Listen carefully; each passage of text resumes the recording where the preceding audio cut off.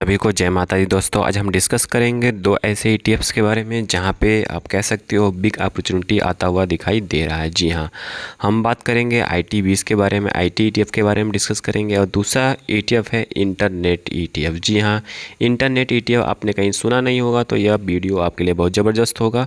और ईटीएफ्स के बारे में हम कुछ ऐसी भी जानकारी देंगे कहीं किसी ने भी कुछ भी डिटेल में आपको नहीं बताया होगा। जी हाँ, चलिए वीडियो कंटिन्यू करने से पहले हम आपको बता दूं, कहीं आप हमारे चैनल स्टॉक मार्केट ट्रेडिंग पर पहली बार विजिट किए हैं तो जरूर सब्सक्राइब करिएगा। लेटेस्ट और जेन्युइन इन्फॉर्मेशन पाने के लिए सब्सक्राइब नहीं करेंगे तो आपके पास नोटिफिकेशन नहीं आएगा। जब आपके पास नोटिफिकेशन नहीं आएगा, कहीं ना कहीं बिग अपॉर्चुनिटी को मिस करते हुए दिखाई दे सकते हैं। देखिए क्या है कि दोस्तों, हम बात कर रहे हैं IT20। देखिए IT20 हो या IT स्टॉक्स के बारे में मैंने 2 से 3 वीडियो ज़बरदस्त बनाया था। यहाँ तक ये बोला था कि इस समय बिग अपॉर्चुनिटी है एंटर करने का।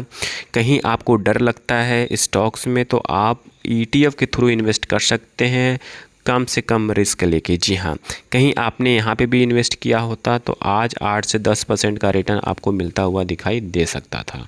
बट अभी क्या है, अब क्या है कि इस एरिया पे आके टिक सकता है, साइडवेज हो सकता है इस एरिया में जाके। जी हाँ, इस एरिया में आके फंस सकता है, साइडवेज हो सकता है कुछ दिनों के लिए।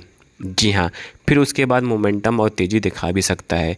और ये भी हो सकता है कि फिर से डायरेक्टली मूव करता हुआ दिखाई दे सकता है। मतलब कहने का मतलब ये है कि ये जो एरिया है, ये जो रेजिस्टेंस एरिया है, इस एरिया को मूव कहीं करता है तो नो डाउट आराम से 36 से 38 रुपये के लिए मूव कर सकता है ईजिली। ठीक है, तो अब हम बात करते हैं कि ऐसा क्या हम में क्यों IT20 में या क्यों ETF में ट्रेड करना चाहिए, इन्वेस्टमेंट करना चाहिए। एक क्वेश्चन आपके दिमाग में ज़रूर आना चाहिए। देखिए क्या होता है, ETF में ट्रेड करने का एक ही फ़ायदा होता है, रिस्क मिनिमाइज होता है। और एक सिंगल स्टॉक्स में वहाँ पे इन्वेस्टेड नहीं होता है, मल्टीपल स्टॉक में इन्वेस्टेड होता है। जैसे कि आप देख रहे हैं IT20, क्या कहीं आप देखना चाहते हैं, पोर्टफोलियो देखना चाहते हैं IT20 कि IT20 में कौन कौन से ऐसे स्टॉक्स इन्वॉल्व हैं, तो आप देख सकते हो। यहाँ पे देखेंगे इन्फोसिस 30% का एक्सपोजर है, टाटा कंसल्टेंसी का 20% का, HCL का 11% का, टेक का 10% का, विप्रो का 5%, परसिस्टेंट इंडिया का 5%, कोफोर्ज का 4%, LTM का 3%, एम्फेसिस का 3.5%, ओरेकल फाइनेंस का 3.5%। तो यहाँ पे ये क्या है, ये बकेट है। मतलब पूरे स्टॉक्स को बकेट बना दिया कि कितने कितने कौन कौन से कंपनियां कितना वेटेज होगा, तो वेटेज के हिसाब से स्टॉक्स ETF मूव करता है। सबसे अधिक कहीं इन्फोसिस या टाटा TCS में मूव होगा तो ETF में ज़बरदस्त मोमेंटम और ज़बरदस्त तेज़ी देखने को मिलता है। तो यहाँ पे आपने देखा कि IT20 में कौन कौन से स्टॉक्स इन्वॉल्व हैं। तो यहाँ पे क्या होता है कि किसी एक स्टॉक्स में कहीं गिरावट आती है, ठीक है, तो ETF में उतना गिरावट देखने को नहीं मिलेगा, इसलिए लोग ETF को चूज़ करते हैं जहाँ पे रिस्क मिनिमाइज़ हो जाता है। ठीक है, तो उसी तरह में हम बात कर रहे हैं, एक ऐसी ETFs की बात करूँगा मैं जिसे आपको देखना बहुत ज़बरदस्त, कहीं आप देखते हैं समझते हैं तो बिग अपॉर्चुनिटी लेकर आ सकता है। और ETF कौन सा है, चलिए उस पर भी नज़र डाल लेते हैं। वो ETF ग्रो नेट। जी हाँ, ग्रो का है। ग्रो एक एसेट मैनेजमेंट कंपनी है जिसे आपके पास भी डीमैट अकाउंट होगा ग्रो का। और ग्रो नेट का ETF है। और ETF का नाम क्या है, इंटरनेट ETF। जी हाँ, इंटरनेट ETF अभी फ़िलहाल में अभी लिस्ट हुआ है, NFO आया था, इसका लिस्ट हुआ है। तो यहाँ पे देखेंगे लो लगाया था 8 रुपये 20 पैसे का लो लगा के 10 रुपये 14 पैसे के आसपास चल रहा है इस समय। स्टार्टिंग में जब खुला था तो 11.5-12 रुपये तक गया था, हाई लगाया था 12 रुपये का। ठीक है, तो अब हमें देखना कि क्या इसमें हमें कुछ जाना चाहिए, बाई कर लेना चाहिए। नहीं, हमें ऐसे बाई नहीं करना चाहिए इंटरनेट ETF में। पहले हमें देखना चाहिए इसका पोर्टफोलियो क्या है, मतलब इंटरनेट ETF में कौन कौन से स्टॉक्स इन्वॉल्व हैं। जब तक ये आप चीज़ें नहीं देखेंगे तब तक वो मज़ा नहीं आएगा लेने का। जी हाँ, तो यहाँ पे आप हम कहीं जाते हैं तो देखते हैं इस पोर्टफोलियो, मतलब इंटरनेट ETF में कौन कौन से स्टॉक्स का वेटेज कितने % का है।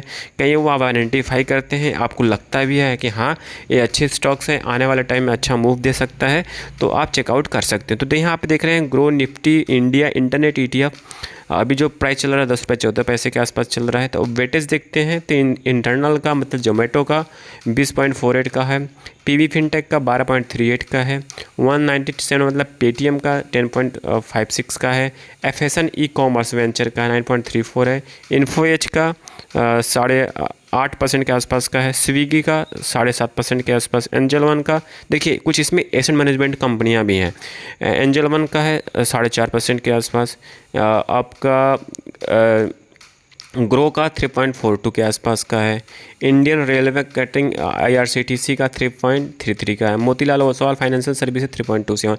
इसी तरह के स्टॉक्स यहाँ पे इन्वॉल्व हैं। जी हाँ, और आप देख रहे हैं जितने इस बकेट्स में स्टॉक्स हैं वो अच्छे खासे स्टॉक्स हैं। और एक चीज़ और आपको और वेरीफाई करना पड़ेगा, एक चीज़ आप वेरीफाई करिए कि इसमें जो अच्छे अच्छे स्टॉक्स हैं वो कितने % चले हैं, कितना एक्सपोजर है और कहाँ तक जा सकते हैं।